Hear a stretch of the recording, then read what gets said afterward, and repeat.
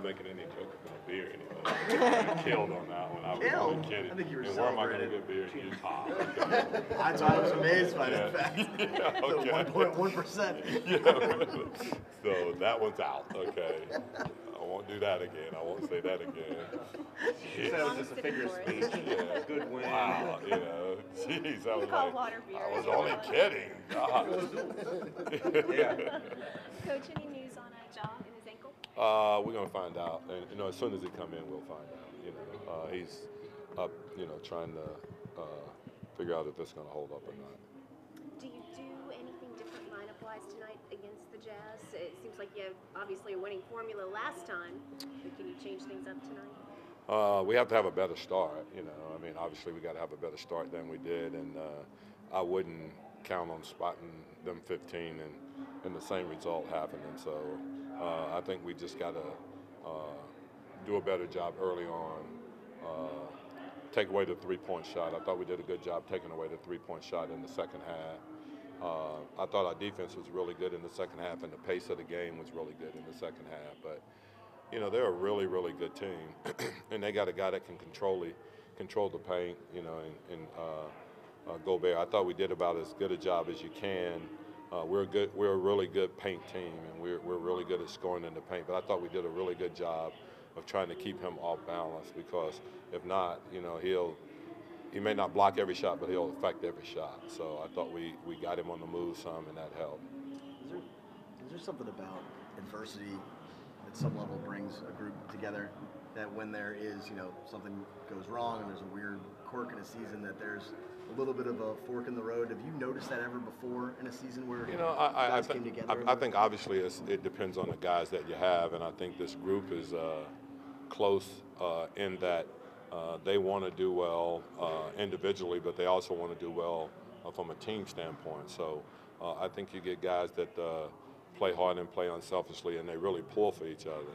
I think everybody on this team has, not that they didn't have respect, but I think they got a newfound respect for Drew and what he brings to the table. And you can be a leader in so many different ways, and I think they look at Drew kind of as a leader on this team, and he's done a really good job, and he's played at a real high level.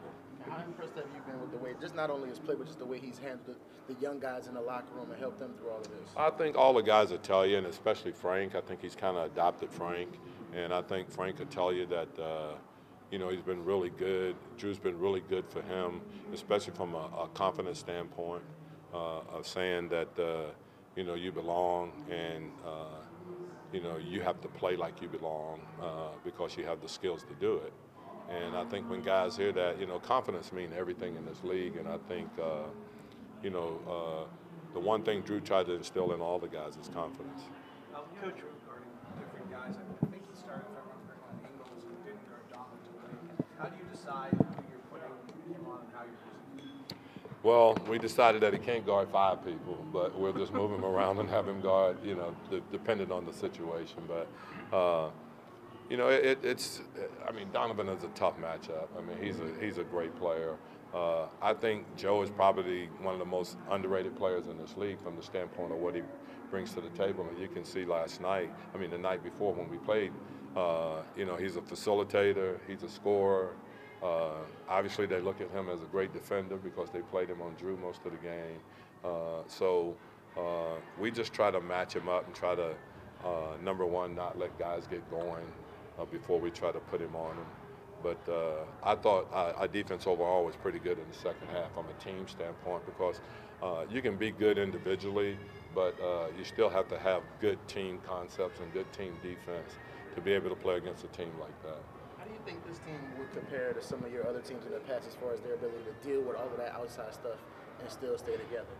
Well, the only other really comparison I have is the Clippers situation when I was there with Donald Sterling and what went on there, and I thought that Doc probably handled that as well as anybody in the league could have handled it, and I thought he did a great job of trying to keep our guys focused and on the task at hand, and that was to play and be united as a team and try to really turn off all the outside noise. And I thought he did a great job with that. And basically what we've tried to do is, like, I think it's old news now. Everybody knows it. It's out there. And I think what our guys have tried to do now is just concentrate on playing and trying to be as effective as we can on the court and not let any of the outside stuff enter into anything now, because I think it's old news, really. Coach, would you say this aura in the locker room is at least partially responsible for you guys finishing out games well now? In clutch minutes, you guys have performed a lot better than as we know earlier in the season. Yeah, I'm not real sure what that is, and I don't try to question it or look at it. I just know that we're doing a really good job of staying in games, and then, even the other night, if you think about it, we gave up. We had a 5-point lead, gave up 6 straight points. But I don't think our guys ever wavered from a confidence standpoint, and they thought that we would find a way to win the game, and we did.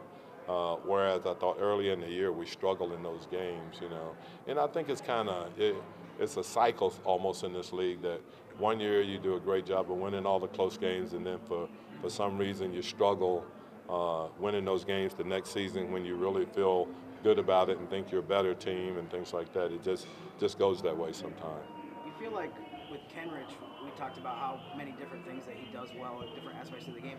You feel like, is that part of like why the other night he was on the floor at the end of the game, and he made 2 huge plays, including taking a charge against Donovan? Yeah, I mean, I think he's a coach's guy, and I hate, that term, but he really is. I think he's a guy that the coach always have confidence in. Like, we have a lot of confidence in him. We have him guarding the best player sometime. We ask him to take shots. Like to see him shoot more, really, because I think he's capable. But, he's just a good, solid player, and it started from the first day of training camp. No one really expected him to make our team, and, he just kept doing things that was very noticeable to the coaching staff. Do you think the recent success is due, at least in part, to guys getting comfortable with the new minutes, the new rotation, different roles? I think it has something to do with it. I think that we've tried to put guys in a situation where they're going to have consistent minutes and know that that there is a barometer of minutes that they can play. This guy's going to play between 18 and 22, or something like that. And we've tried to stay pretty consistent with that. The one thing we've tried to do is make sure that the young guys get on the court in situations that are important situations, so they can experience that also. Thanks, Coach. Thank you. All right, guys.